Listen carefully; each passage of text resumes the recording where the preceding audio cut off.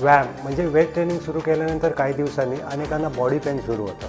Muscles दुखतात, joints दुखतात, इतके की सकाळी उठल्यावरती तो पेन असतो.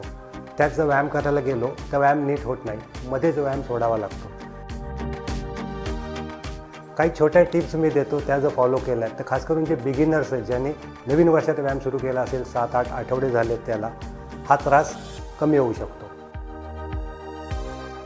सेम मसल ग्रुपचा व्यायाम रोज किंवा एका पाठोपाठ एक करू नका. तर म्हणजे काय, काही जण शोल्डरचा व्यायाम करतात, दुसऱ्या दिवशी चेस्टचा व्यायाम करतात किंवा उलटं करतात. आता दोन्ही व्यायामांमध्ये शोल्डर आणि चेस्ट हे दोन्ही मसल्सचा वापर केला जातो, त्यामुळे त्याला आराम मिळत नाही. आज जर तुम्ही शोल्डर केला असेल तर दुसऱ्या दिवशी वेगळा व्यायाम करा, एक दिवसाच्या गॅपने चेस्टचे मसल तुम्ही ट्रेन करा. सेम बॅकचं सुद्धा आहे.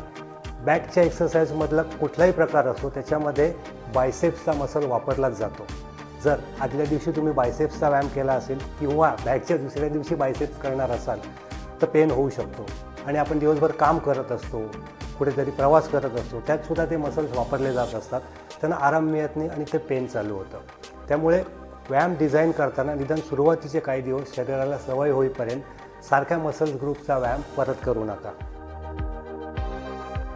सेम स्क्वॉट्स आणि डेडलिफ्ट पण एकामागोम एक मारू नका, कारण आपण दिवसभर बसून असतो, प्रवास करतो, त्यात आपल्या कमरेला त्रास होतो. बाईकवरनं अनेक जण फिरत असतात, तर कमरेचे मसल्स तुलनेने तेवढे आपले स्ट्रॉंग नसतात, ते करावे लागतात. त्यामुळे बॅकच्या एक्सरसाइज आणि स्क्वॉट्स हे सुद्धा बॅक टू बॅक डेजमध्ये करू नका.